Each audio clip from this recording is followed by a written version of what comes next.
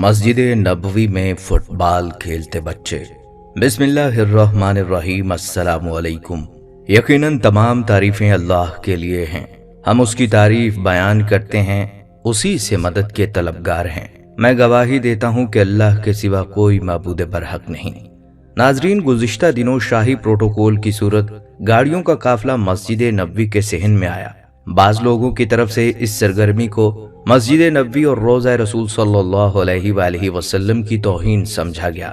دوسری طرف کے لوگوں نے ایسا رد عمل دینے والے لوگوں کے خلاف باتیں کرنا شروع کر دیں اور اسے معمولی واقعہ قرار دیا اور شاہ سے شاہ پرست ہونے کا ثبوت دیا۔ انسان احساسات و جذبات رکھتا ہے، کچھ لوگ کم اور کچھ لوگ بہت زیادہ حساس ہوتے ہیں۔ اس واقعہ کو بھی گناہ ثواب سمجھنے کی بجائے احساسات و جذبات کے زاویے سے سمجھنا چاہیے۔ جیسے جیسے وقت گزرتا جا رہا ہے، اسی طرح کے واقعات میں اضافہ ہوتا چلا جا رہا ہے۔ لوگ ان مقدس مقامات کا ادب و احترام مکمل طور پر بھولتے جا رہے ہیں۔ ایسی ہی ایک اور ویڈیو آج کل سوشل میڈیا پر وائرل ہو رہی ہے، جس میں بچوں کو مسجد نبوی کے صحن میں فٹ بال کھیلتے دیکھا جا سکتا ہے۔ آج کی اس ویڈیو میں ہم اسی واقعے کے متعلق بات کریں گے کہ ایسی مقدس جگہ پر ایسا کرنا ٹھیک ہے؟ مسجد نبوی عبادت گاہ ہے، نہ کہ تفریح کا مقام۔ اس طرح کے بڑھتے واقعات کے پیچھے کون ہے؟ سعودی حکومت یا انتظامیہ مسجد نبوی کیا کر رہی ہے؟ کیا ایسے لوگوں کو حکومتی سرپرستی حاصل ہے اور خود حکومت ایسے لوگوں کو پروموٹ کر رہی ہے اور انہیں ویزے جاری کر رہی ہے؟ اس کے ساتھ ساتھ مسجد نبوی اور شہر مصطفیٰ صلی اللہ علیہ وآلہ وسلم کی فضیلت کے متعلق بھی بات کریں گے اور آپ کو دربار رسالت میں حاضری کے آداب بھی بتائیں گے۔ ان تمام باتوں کا مقصد عوام الناس کو ان مقدس جگہوں کی حرمت سمجھانا ہے اور وہاں حاضری کے آداب سکھانا ہے۔ لہٰذا اس سب کے متعلق جاننے کے لیے آپ سے ہماری یہ گزارش ہے کہ اس ویڈیو کو آخر تک ضرور دیکھیے گا، اور اگر آپ ہمارے چینل پر نئے ہیں تو سب سے پہلے ہمارے اس چینل کو سبسکرائب کر لیں۔ آئیے ویڈیو کا آغاز کرتے ہیں۔ ناظرین، یہ وائرل ہونے والی ویڈیو آپ اپنی اسکرین پر دیکھ سکتے ہیں کہ مسجد نبوی کے صحن میں بارش ہو رہی ہے اور بچے اس بارش کے منظر سے لطف اندوز ہوتے ہوئے وہاں پر فٹ بال کھیل رہے ہیں۔ کیا ایسی مقدس جگہ پر ایسا کرنا ٹھیک ہے؟ ہرگز نہیں، یہ کوئی کھیلنے کا مقام نہیں۔ میری سمجھ سے تو یہ بات ہی بالاتر ہے کہ وہاں لوگ عبادت کے لیے تشریف لائے تھے یا پھر تفریح کے لیے۔ وہاں بچوں کے کھلونے یا فٹ بال کیوں لائے گئے؟ ان بچوں کے ساتھ ان کے والدین بھی موجود ہوں گے، انہیں منع کیوں نہیں کیا گیا؟ اور سیکیورٹی والے وہاں کیا کر رہے ہیں اگر اس طرح کی چیزوں کو کنٹرول نہیں کر سکتے؟ ناظرین، یہ تو ایسا مقام ہے جہاں صحابہ کرام رضی اللہ تعالیٰ عنہم اپنی نگاہیں نیچے کر کے با ادب کھڑے رہا کرتے تھے، جہاں صحابہ کرام جیسی ہستیاں نگاہیں اٹھانے سے بھی ڈرتی تھیں، جہاں اپنی آواز کو بھی بلند کرنے سے سختی سے منع کیا گیا ہے۔ یہ ایسی جگہ ہے جہاں جبرائیل امین بھی مؤدب ہو کر آتے تھے، جہاں بڑے بڑوں کی سانسیں گم ہو جاتی ہیں۔ یہ ادب گاہ ہے۔ کائنات میں کوئی اور ایسی جگہ نہیں جہاں تمام انبیاء کرام کے سردار کا جسد اطہر، جسد منور اپنی اصلی اور صحیح حالت میں موجود ہے۔ ایک صحیح حدیث مبارکہ کا خلاصہ ہے کہ آپ صلی اللہ علیہ وآلہ وسلم کا جسد اطہر آج بھی روضہ رسول صلی اللہ علیہ وآلہ وسلم میں اپنی اصلی اور تر و تازہ حالت میں موجود ہے، کیونکہ انبیاء اکرام علیہ السلام کے جسموں کو مٹی نقصان نہیں پہنچا سکتی۔ چنانچہ جہاں آیتیں اتری تھیں کہ نبی کریم صلی اللہ علیہ وآلہ وسلم کے سامنے آواز بھی بلند نہیں کرنی، تو وہاں شور کرتی ہوئی بڑی بڑی گاڑیاں آئی تھیں۔ ایسے مقام پر اس طرح کی بڑھتی ہوئی حرکتیں نئے فتنوں کو جنم دے رہی ہیں، اور اس سب سے حیرت کی بات یہ ہے کہ سعودی حکومت یا انتظامیہ کی طرف سے کوئی لاہیہ عمل دیکھنے میں نظر نہیں آتا۔ ناظرین، اس طرح کے واقعات یقیناً یزید کے دور کی یاد کو تازہ کرتے ہیں، کیونکہ مسجد نبوی کی بے ادبی اور گستاخی کی ابتدا اسی بدبخت کے دور میں ہوئی تھی۔ وہ اپنے دور میں گھوڑے مسجد نبوی میں باندھا کرتا تھا۔ یزید کا ذکر کرتے ہوئے مسلمانوں کے ذہنوں میں کربلا کا دردناک سانحہ آتا ہے، جس میں حضرت امام حسین رضی اللہ تعالیٰ عنہ اور ان کے خاندان کے افراد شہید ہوئے تھے۔ یزید کی خلافت کا دور مسلمانوں کے لیے انتہائی تکلیف دے رہا ہے۔ کربلا کی جنگ میں امام حسین رضی اللہ تعالیٰ عنہ کی شہادت نے یزید کے ظلم و ستم کو نمایاں کیا۔ اس وقت مسجد نبوی میں گھوڑے باندھنے کا عمل ایک غیر اخلاقی حرکت کے طور پر دیکھا گیا تھا۔ مسجد نبوی مسلمانوں کی مقدس ترین جگہوں میں سے ایک ہے، جہاں ہر سال لاکھوں زائرین عبادت کرنے کے لیے آتے ہیں۔ ایسے میں وہاں اس طرح کی بے ادبی کے واقعات رونما ہونا لوگوں کے جذبات کو مجروح کر رہا ہے۔ یہ عمل نہ صرف مسجد کے تقدس کو پامال کرتا ہے بلکہ یزید کی ظالمانہ یاد کو بھی تازہ کرتا ہے۔ سوشل میڈیا اور مختلف فورمز پر لوگوں نے اس عمل کی شدید مذمت کی ہے۔ لوگوں کا کہنا ہے کہ مسجد نبوی کی حرمت کو پامال کرنا کسی صورت بھی جائز نہیں ہے اور آل سعودیہ کو فوری طور پر اس اقدام کو واپس لینا چاہیے۔ آل سعودیہ کو چاہیے کہ وہ مسجد نبوی صلی اللہ علیہ وآلہ وسلم کی حرمت اور تقدس کو برقرار رکھتے ہوئے ایسے اقدامات سے گریز کریں۔ ناظرین، صرف مسجد نبوی ہی نہیں، کعبہ شریف میں بھی اسی طرح کی بے ادبیاں آئے دن دیکھنے میں نظر آتی ہیں۔ کبھی وہاں رقص کرنا، کبھی تاش کھیلنا، استغفر اللہ۔ کہاں حرم کی مقدس سرزمین اور کہاں ایسی حرکتیں۔ حرم کعبہ اور خانہ کعبہ کے داخلی دروازوں کے سامنے اس طرح کی حرکتیں آخر کس وجہ سے برداشت کی جا رہی ہیں اور سعودی حکومت کی جانب سے اس پر کوئی کارروائی کیوں نہیں کی جا رہی؟ یہ ایک حیرت انگیز معمہ ہے۔ دوستو، آپ کو یاد ہوگا کہ کچھ عرصہ قبل جب پاکستان کی ایک سیاسی جماعت کے کچھ لوگ مسجد نبوی میں گئے تھے تو وہاں پر کچھ پاکستانیوں نے ان پر حلہ بول دیا تھا اور ان کے سیاہ کرتوتوں کے باعث انہیں مختلف قسم کے القابات سے نوازتے ہوئے شور شرابہ برپا کر دیا تھا۔ گو کہ وہ مسجد نبوی کا اندرونی حصہ نہیں تھا لیکن بیرونی حصہ تھا۔ اس کے باوجود بھی سعودی حکومت نے اس معاملے پر فوری ایکشن لیتے ہوئے ان تمام پاکستانیوں کو ٹریس کیا، ان کے ویزے ضبط کیے اور انہیں ڈیپورٹ کر دیا گیا اور کچھ کو گرفتار کر کے حکومت پاکستان کی سفارش پر سخت ترین سزائیں بھی دی گئی تھیں۔ اس سے یہ بات ظاہر ہے کہ سعودی حکومت کی ریٹ اتنی کمزور نہیں ہے جتنا کہ ہم سمجھ رہے ہیں، اور وہ اگر چاہیں تو اس طرح کے لوگوں کو بآسانی ٹریس کر کے اس طرح کی تمام حرکتوں کا سدے باب کر سکتے ہیں۔ البتہ دونوں واقعات اور اس جیسے دیگر کئی واقعات میں سعودی حکومت کی یہ خاموشی سمجھ سے بالاتر ہے۔ یہ کچھ ویڈیوز تو آپ کے سامنے نمونے کے طور پر پیش کی گئی ہیں، ورنہ اس طرح کی سینکڑوں ہزاروں ویڈیوز سوشل میڈیا جیسا کہ ٹک ٹاک، فیس بک اور یوٹیوب پر موجود ہیں، جہاں لوگ حج اور عمرہ کرنے کے لیے آتے ہیں اور ذاتی نمود و نمائش کے چکر میں پڑ کر ان دونوں مقامات کی حرمت کو پامال کرتے ہوئے نظر آتے ہیں۔ نہ صرف سیاسی وجوہات بلکہ اس طرح کی وجوہات پر بھی لوگوں کو گرفتار کرنا سعودی سیکیورٹی فورسز کے بائیں ہاتھ کا کھیل ہے۔ حرم کعبہ میں طواف کے دوران جب ایک شخص نے موبائل آن کر کے اس کے سامنے فلسطین کا پرچم لہرایا تو چند ہی سیکنڈز میں وہاں موجود سیکیورٹی فورسز کے اہلکار اس پر جھپٹ پڑے اور اسے گرفتار کر کے ہتھکڑیوں میں جکڑ دیا۔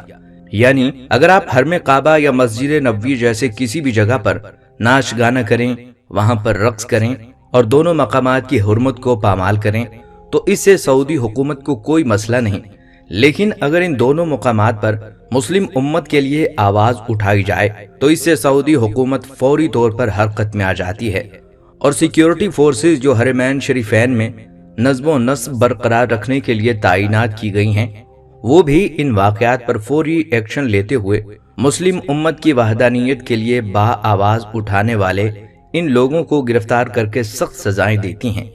یعنی ان سیاسی معاملات پر تو سیکیورٹی فورسز خاصی تیز ہیں، لیکن حرمین کی سیکیورٹی فورس اس طرح کے بے حیائی والے کاموں اور ٹک ٹاکرز اور یوٹیوبرز اور ایسی خواتین جو وہاں پر میک اپ کر کے آتی ہیں اور اپنی ویڈیوز بنواتی ہیں، ان کے لیے کوئی بھی قدم اٹھانے میں دلچسپی نہیں رکھتی۔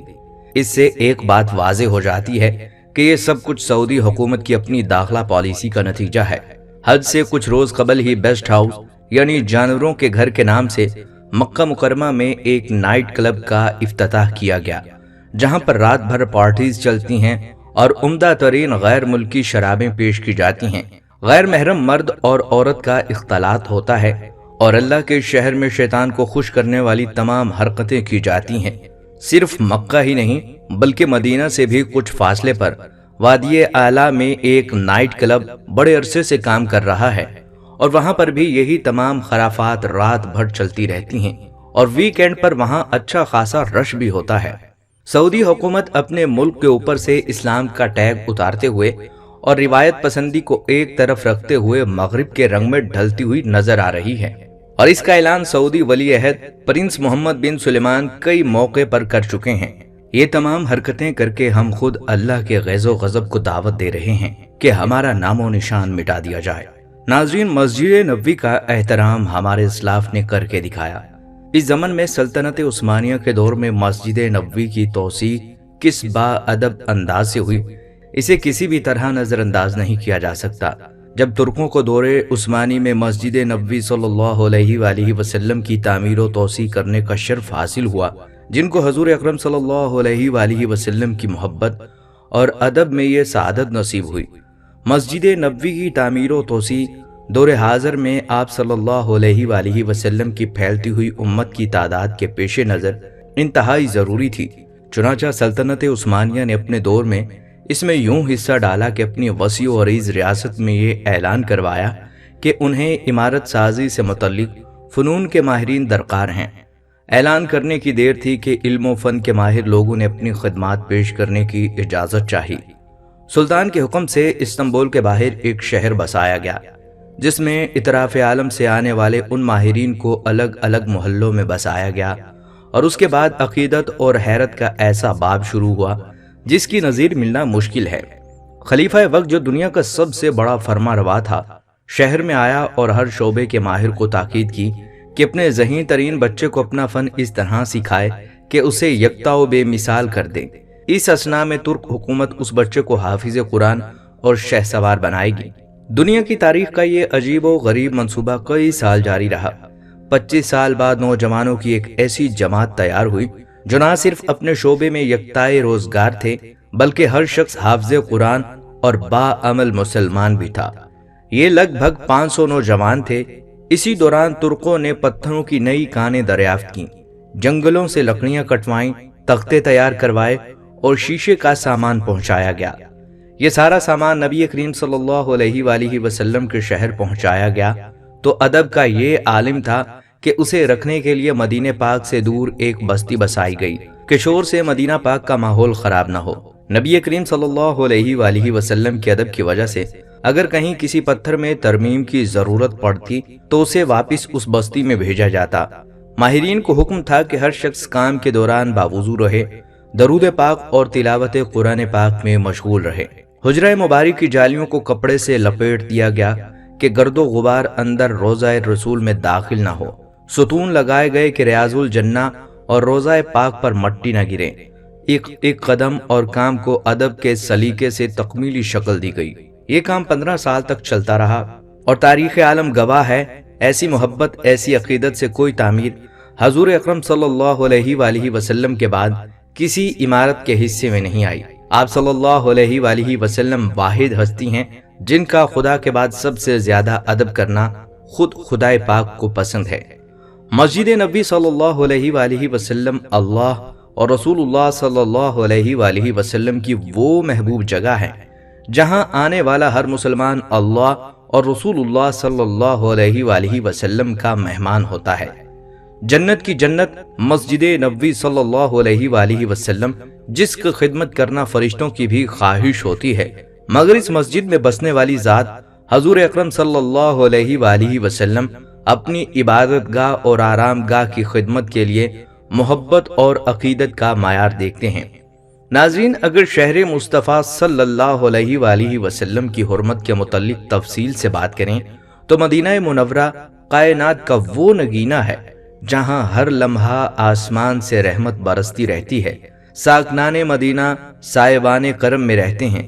اہل مدینہ کو مدینے کا شہری ہونے کے باعث بے پناہ فضیلت حاصل ہے۔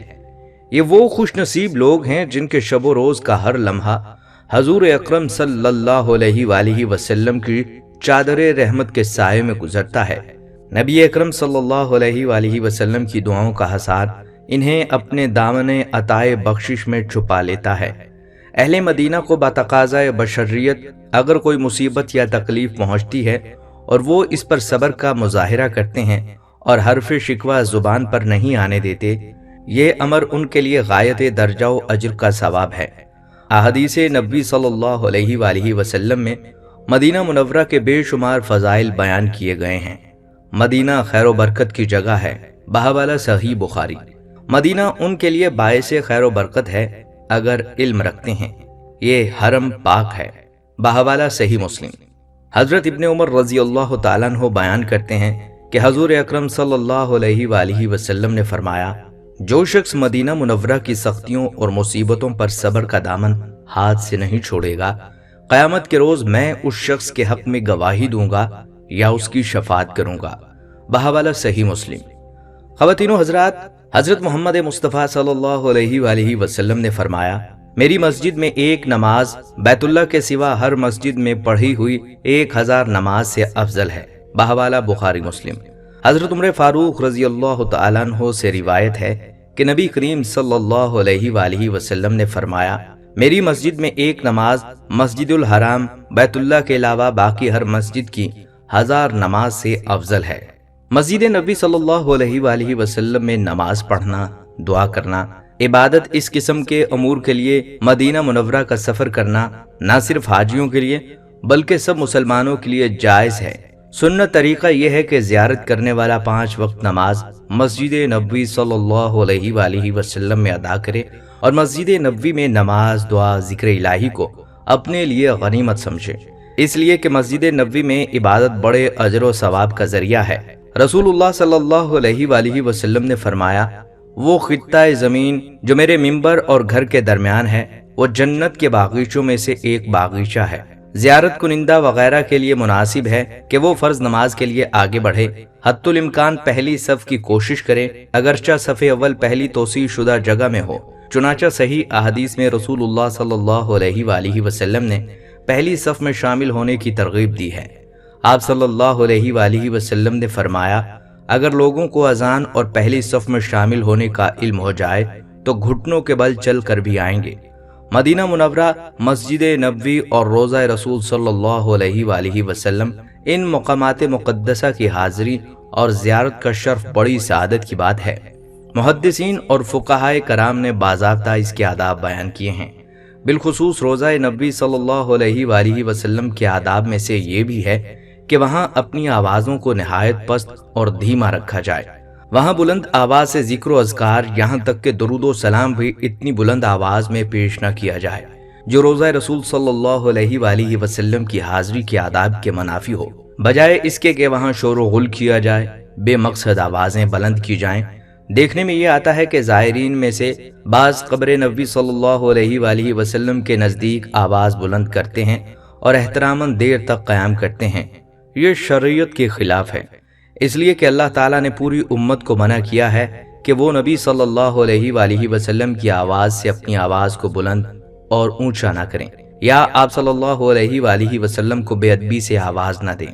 اللہ تعالیٰ نے فرمایا، اے ایمان والو، اپنی آواز کو نبی کریم صلی اللہ علیہ وآلہ وسلم کی آواز سے اونچا نہ کرو، اور نہ آپ صلی اللہ علیہ وآلہ وسلم کو اس طرح آواز دو جیسا کہ تم میں سے بعض کو بعض آواز دیتے ہیں، ایسا نہ ہو کہ تمہارے اعمال ضائع ہو جائیں اور تمہیں پتہ بھی نہ ہو۔ بے شک وہ لوگ جو رسول اللہ صلی اللہ علیہ وآلہ وسلم کے پاس اپنی آواز کو پست کرتے ہیں، یہ لوگ ہیں کہ اللہ تعالیٰ نے ان کے دلوں کو تقوی کے لیے خاص کر دیا ہے، ان کے لیے بخشش اور بڑا اجر ہے۔ بحوالہ سورہ حجرات۔ ایک مرتبہ حضرت عمر رضی اللہ تعالیٰ عنہ نے مسجد نبوی میں 2 افراد کی بلند آواز سنی تو آپ ان کے پاس تشریف لائے اور فرمایا، کیا تم دونوں جانتے ہو کہ کہاں کھڑے ہو؟ پھر ارشاد فرمایا کہ تم کس علاقے سے تعلق رکھتے ہو؟ دونوں نے عرض کی، ہم طائف کے رہنے والے ہیں۔ ارشاد فرمایا، اگر تم مدینہ کے رہنے والے ہوتے تو میں یہاں بلند آواز کرنے کی وجہ سے تمہیں ضرور سزا دیتا، کیونکہ مدینہ منورہ میں رہنے والے دربار رسالت صلی اللہ علیہ وآلہ وسلم کے آداب سے خوب واقف ہیں۔ بحوالہ ابن کثیر۔ رسول پاک صلی اللہ علیہ وآلہ وسلم نے ارشاد فرمایا، جس نے میری قبر کی زیارت کی اس کے لیے میری شفاعت واجب ہو گئی۔ ضروری ہے کہ مدینہ منورہ میں قیام کو غنیمت جانے اور جب تک وہاں کی حاضری مقدر ہو اکثر وقت مسجد نبوی میں بنیت اعتکاف گزاریں اور 5 جگانہ نمازیں جماعت کے ساتھ بلکہ تکبیر اولا اور اول صف کے اہتمام کے ساتھ ادا کریں۔ مسجد نبوی صلی اللہ علیہ وآلہ وسلم میں نماز ادا کرنے پر بڑی فضیلت وارد ہوئی ہے۔ رسول پاک صلی اللہ علیہ وآلہ وسلم فرماتے ہیں، میری مسجد میں ایک نماز پڑھنے کا ثواب 50,000 نمازوں کے برابر ہے۔ ایک حدیث میں ہے، جو شخص مسجد نبوی صلی اللہ علیہ وآلہ وسلم میں مسلسل 40 فرض نمازیں پڑھے، اس کے لیے جہنم سے چھٹکارا اور عذاب سے نجات لکھ دی جاتی ہے، اور یہ نفاق سے بری ہو جاتا ہے۔ جب مدینہ منورہ میں حاضری کی سعادت حاصل ہو، بہتر یہ ہے کہ نیت زیارت قبر مطہرہ کی کرے، تاکہ مصداق اس حدیث کا ہو جائے کہ جو شخص میری زیارت کو آئے، مجھ پر اس کی شفاعت واجب ہے۔ دعا اور درود شریف نہایت خشوع و خضوع، عاجزی اور انکساری کے ساتھ پڑھتے ہوئے داہنے پاؤں سے مسجد میں داخل ہو، اگر ممکن ہو تو باب جبرائیل سے اندر داخل ہو، یہ زیادہ بہتر ہے۔ مسجد نبوی صلی اللہ علیہ وآلہ وسلم میں داخل ہونے کے بعد ادھر ادھر دیواروں وغیرہ کو نہ دیکھتا رہے، بلکہ خوب ادب کا لحاظ کرے، اور فرض نماز کی جماعت کا وقت ہو تو اس میں شریک ہو جائے، ورنہ ریاض الجنہ میں 2 رکعت تحیۃ المسجد پڑھ کر دعا کرے، پھر انتہائی عاجزی اور انکساری کے ساتھ حضوری کی تمام تر کیفیتوں میں ڈوب کر قبر انور کے پاس کھڑے ہوں، بارگاہ نبوی صلی اللہ علیہ وآلہ وسلم میں یوں کھڑے ہوں کہ نگاہیں بارگاہ نبوی میں عقیدت اور محبت کا نذرانہ پیش کرتی رہیں، اور وہ طویل زمانوں کی مسافت طے کر کے حضور اکرم صلی اللہ علیہ وآلہ وسلم کے زمانے میں کھو جائیں، پھر مسلمان آپ صلی اللہ علیہ وآلہ وسلم کی بارگاہ میں وقار اور ادب کے ساتھ ہدیہ سلام پیش کرتے ہوئے آئیں، جیسا کہ صاحبان ایمان اور صاحبان علم کا شیوا ہے۔ آپ صلی اللہ علیہ وآلہ وسلم کی قبر انور کے قریب آواز بھی بلند نہ کریں۔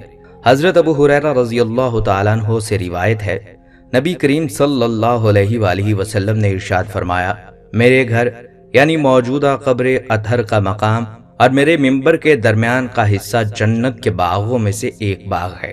اگر ریاض الجنہ میں نماز کا موقع میسر نہ ہو تو پھر روضہ انور کے قریب جہاں جگہ ملے نفل پڑھ لے اور سلام پھیر کر اللہ کی حمد و ثنا اور اس کا شکر ادا کرے اور زیارت کے قبول ہونے کی دعا کرے۔ اگر روضہ اطہر تک بھیڑ کی وجہ سے پہنچنا ناممکن ہو تو مسجد نبوی کے کسی بھی حصے میں کھڑا ہو کر سلام پیش کر سکتا ہے۔ اس موقع پر اپنی ذات سے کسی کو تکلیف دے اور نہ خود بہت تکلیف برداشت کرے۔ درود و سلام سے فراغت پر دوبارہ بارگاہ سرور کائنات کے سامنے حاضر ہو کر اللہ کی خوب حمد و ثنا بیان کریں، آپ صلی اللہ علیہ وآلہ وسلم پر درود و شریف پڑھے، آپ صلی اللہ علیہ وآلہ وسلم کے توسل سے دعا کرے اور شفاعت کی درخواست کرے، ہاتھ اٹھا کر اللہ تعالیٰ سے دعا کرے، اے اللہ ہم نے تیرا فرمان سنا اور تیرے احکام کی تعمیل میں تیرے حبیب کی بارگاہ میں حاضر ہیں، جو تیری بارگاہ میں ہمارے گناہوں کی شفاعت کریں گے۔ اے اللہ ہم پر رحم و کرم فرما اور سرکار دو عالم صلی اللہ علیہ وآلہ وسلم کی زیارت کی برکت سے ہمیں خوش بخت بنا، اور آپ صلی اللہ علیہ وآلہ وسلم کی شفاعت ہمیں نصیب فرما۔ ہم آپ کی بارگاہ میں اپنی جانوں پر ظلم کرتے ہوئے اور اپنے گناہوں کی معافی مانگتے ہوئے حاضر ہوئے ہیں۔ ناظرین، ہم سب جانتے ہیں کہ مدینہ منورہ جیسے مقدس اور مبارک شہر کو اسلامی اقدار و روایات کے اندر ایک خاص اہمیت حاصل ہے۔ جہاں بیت اللہ کی وجہ سے مکہ مکرمہ کو ایک خاص طرح کا تقدس حاصل ہے، وہیں پر مدینہ منورہ کو روضہ رسول صلی اللہ علیہ وآلہ وسلم سے تعلق اور نسبت کی بدولت ایک عظیم حیثیت میسر ہے۔ اہل علم طبقہ اس پر خاصا کلام کر چکا ہے کہ مدینہ زیادہ افضل ہے یا پھر مکہ مکرمہ۔ امام مالک رحمۃ اللہ علیہ کے قول کے مطابق مدینہ منورہ اس وجہ سے زیادہ فضیلت کا حامل ہے کہ یہاں پر آپ علیہ الصلوۃ والسلام کا جسد خاکی موجود ہے۔ دوسری طرف مکہ مکرمہ کو بیت اللہ کے حوالے سے جو حیثیت حاصل ہے وہ ایک نسبت تشریفی کی ہے۔ اس نسبت تشریفی کی حقیقت یہ ہے کہ بیت اللہ کو اللہ تعالیٰ کی ذات اقدس سے براہ راست کسی قسم کا کوئی اتصال نہیں، بلکہ اسے اللہ تبارک و تعالیٰ کا گھر ہونے کا ایک اعزاز حاصل ہے۔ چنانچہ بہت سے اکابرین امت اور مشائخ نے جہاں مدینہ منورہ کی ذاتی فضیلت کو واضح کیا ہے، وہیں پر بعض پہلوؤں کے اعتبار سے اسے مکہ مکرمہ سے بھی افضل قرار دیا ہے۔ ایسے میں اگر کوئی مدینہ منورہ کی فضیلت کو بھی نہ مانے تب بھی اس شہر کی اہمیت اور محض فضیلت سے کسی کو یکسر انکار نہیں ہوگا۔ لہٰذا یہ بات بالکل طے ہے کہ مدینہ منورہ میں رہائش یا زیارت کی خواہش اور اس سے عقیدت کا جذبہ یقیناً ایمانی زندگی کا خلاصہ کہلانے کے لائق ہے۔ ایسے موقع پر اسلاف کے ان واقعات پر نظر دوڑانا بھی فائدے سے خالی نہیں ہوگا جن میں مدینہ منورہ سے عقیدت و وابستگی کا ایک والہانہ اور عارفانہ پہلو تو ہے ہی، تاہم ہوش مندی اور خرد و جنون کے مابین اعتدال کی بھی بھرپور رعایت دیکھنے کو ملتی ہے۔ اب یہ قضائے حاجت کے لیے مدینہ منورہ کی بستی سے باہر تشریف لے جانا یا برہنہ پا کر مدینہ کی گلیوں میں اس غرض سے چلنا کہ جوتوں سے سرزمین مقدس کی گلیاں خاک آلود نہ ہونے پائیں۔ دوسری طرف کچھ مشائخ کی فکر ارجمند کا یہ حال کہ مدینہ کے باسی ہوتے ہوئے بھی وہاں سے نکل کر کسی دوسری بستی میں محض اس ڈر سے منتقل ہو جاتے کہ کہیں ساکنان مدینہ یا شہر مدینہ کے حوالے سے کوئی گستاخی نہ ہو جائے۔ اس کے ساتھ ساتھ بعض اہل محبت کا یہ شیوا کہ وہ میلوں سفر کر کے مدینہ منورہ میں آ کر محض اس وجہ سے ڈیرے ڈال کر بیٹھ جاتے کہ جو کچھ ملے گا محبوب کے طفیل سے ہی میسر آئے گا، جبکہ دوسری جانب مال و متاع لٹا کر اور مشقتیں جھیل کر محبوب کے در پر ٹھکانہ بنا لینا یہ سب الفت نہیں تو پھر کیا ہے؟ ان تمام تر محرکات کو ہم دل کی عقیدت، ذہن اور فکر کی بلندی اور روح کی پاکیزگی کا پیش خیمہ ہی قرار دے سکتے ہیں۔ ایسے اجلے نفوس اور پاکیزہ روحوں کی زندگیوں کا جائزہ لینے کے بعد اس بات کا بخوبی احساس ہونا چاہیے کہ اس بابرکت شہر میں گزارا ایک ایک لمحہ قیمتی ہو۔ اللہ تعالیٰ کی طرف سے یہاں زیارت کی توفیق کی شکل میں جو نعمت عطا ہو جائے اسے غنیمت سمجھتے ہوئے یہاں کے ہر ذرے سے عقیدت اور محبت کا اظہار کیا جائے۔ ہمارے رسول صلی اللہ علیہ وآلہ وسلم کو اس شہر کی بڑی غیرت تھی، آپ اس سے منسلک چیزوں کا بڑا احترام فرمایا کرتے تھے۔ چنانچہ مدینہ منورہ کی سرزمین، اس کے پھل، پیمانے اور مد تک کے لیے آپ صلی اللہ علیہ وآلہ وسلم نے برکت کی دعا فرمائی۔ آپ صلی اللہ علیہ وآلہ وسلم کو مدینہ کی غیرت کا اس قدر خیال تھا کہ ایک بار فرمایا، لوگوں ایک ایسا زمانہ آئے گا کہ آدمی اپنے چچا زاد بھائیوں اور رشتہ داروں کو بلا کر کہیں گے کہ جس جگہ آسانی اور سہولت ہو اس جگہ کوچ کر چلو، یعنی لوگوں کے اندر ایک جگہ سے دوسری جگہ ہجرت کرنے یا منتقل ہونے کا داعیہ پیدا ہوگا، اور انہیں معلوم ہو مدینہ ان کے لیے ہجرت کے لیے بہترین جگہ ہے۔ کاش کہ وہ لوگ جان لیں، قسم ہے اس ذات کی جس کے قبضہ قدرت میں میری جان ہے، اللہ وہاں یعنی مدینہ سے کسی کو نہیں نکالے گا سوائے اس شخص کے جو وہاں سے اعراض کرے گا، تو ایسے میں اللہ اس کی بجائے کسی بہتر آدمی کو وہاں آباد فرمائیں گے۔ آگاہ رہو کہ مدینہ ایک بھٹی کی طرح ہے جو خبیث چیز یعنی میل کچیل کو باہر کر دیتا ہے، اور قیامت تب تک قائم نہیں ہوگی جب تک مدینہ اپنے اندر میں سے برے لوگوں کو اس طرح سے باہر نکال کر پھینک دے جیسے لوہار کی بھٹی لوہے کے میل کچیل کو باہر نکال دیتی ہے۔ میں نے ایک واقعہ شیخ الاسلام مفتی محمد تقی عثمانی کی زبانی سنا، جس میں انہوں نے اپنے والد ماجد مفتی محمد شفیع عثمانی کے حوالے سے یہ ارشاد فرمایا کہ ایک صاحب نے اپنا قصہ سناتے ہوئے کہا، ہم چند ساتھی مدینہ منورہ میں موجود تھے، اسی دوران کھانے کا وقت ہوا اور ایک نے دہی کھاتے ہوئے کہا، یہاں سے تو ہمارے ہاں کی دہی اچھی ہے۔ رات کو رسول پاک صلی اللہ علیہ وآلہ وسلم کی خواب میں زیارت ہوئی اور آپ نے تنبیہن انداز میں ارشاد فرمایا، جہاں دہی اچھی ہوتی ہے وہاں چلے جاؤ۔ رسول کریم صلی اللہ علیہ وآلہ وسلم کا مدینہ منورہ سے جس قدر غیرت، محبت اور عقیدت کا رشتہ تھا، اس کا تقاضا یہ ہے کہ ہم بھی اس رشتے کی پاسداری کا مکمل خیال رکھیں۔ یہاں حاضری کے وقت آدمی کے پیش نظر رہے کہ میں کسی عام جگہ پر قیام پذیر نہیں ہوں، بلکہ سرکار دو عالم صلی اللہ علیہ وآلہ وسلم کے مقدس اور مبارک شہر میں ٹھہرا ہوں۔ اس لیے مدینہ منورہ کے قیام کے دوران اتباع سنت کا پورا اہتمام ہونا چاہیے۔ ہم لوگ روضہ رسول صلی اللہ علیہ وآلہ وسلم کے سامنے اس لیے سیلفیاں لیتے ہیں تاکہ بعد میں ان روح پرور مناظر کو دیکھ کر اپنی آنکھیں ٹھنڈی کر سکیں۔ کس قدر حماقت ہے کہ انوار و برکات کی اس بانٹ میں ہم اپنی ہی چھتری یہ سوچ کر بند کر دیں کہ بارش رکے گی تو سیراب ہو لیا جائے گا۔ لوگ یہاں تک کہہ ڈالتے ہیں حرم جلال کی جگہ ہے اور مدینہ منورہ جمال کی۔ یہ سن کر کلیجہ کٹ سا جاتا ہے، دل خون کے آنسو روتا ہے، گویا ہم نے روضہ رسول صلی اللہ علیہ وآلہ وسلم کی اہمیت کو یکسر بھلا ڈالا۔ شیخ الاسلام مفتی محمد تقی عثمانی صاحب کو میں نے یہ کہتے ہوئے سنا، مدینہ منورہ کے اندر جمال موجود ہے اور بے شک ہے، لیکن سچ کہوں تو حرم میں اتنا ڈر نہیں لگتا جتنا یہاں حاضری کے وقت محسوس ہوتا ہے۔ وہاں آدمی اللہ تعالیٰ کے سامنے مناجات کی جو صورت چاہے اپنا سکتا ہے، وہاں آدمی اللہ تعالیٰ کے سامنے مناجات کی جو صورت چاہے اپنا سکتا ہے، چاہے تو کعبے سے لپٹ جائے یا مطاف میں روتا پھرے، الغرض اس غفور ذات کے سامنے اپنے سارے ارمان نکال لے۔ لیکن مدینہ منورہ میں یہ عالم ہونا چاہیے، آسمان کے نیچے حضرت محمد صلی اللہ علیہ وآلہ وسلم کا شہر ایک ایسی ادب کی جا ہے جہاں جنید بغدادی رحمت اللہ علیہ اور بایزید بستامی جیسے عظیم الشان ولی تھے، سانس روک کر آتے تھے، ادب سے اونچا سانس تک نہیں لیتے، مدینہ منورہ کا حد درجہ ادب فرماتے۔ چنانچہ بندے نے اپنے بڑوں سے متعلق سنا اور پڑھا بھی ہے کہ انہیں روضہ رسول صلی اللہ علیہ وآلہ وسلم کے سامنے آنے سے بڑی غیرت تھی۔ وہ یہ مانتے تھے کہ ہم جیسا عام آدمی بھلا کس منہ سے حاضری دے۔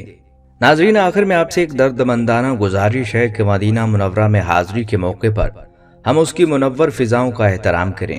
یہاں کوئی ایسا فعل سرزد نہ ہو جائے جس سے ہمارا روحانی رشتہ اس مبارک سرزمین سے منقطع ہو جائے۔ ایسا نہ ہو کہ اس شہر میں پھوٹتے علم و آگاہی اور عرفان و حکمت کے صوتوں سے ہم محروم رہ جائیں، اور یہ محرومی یقیناً ایک بڑی محرومی کہلائے گی۔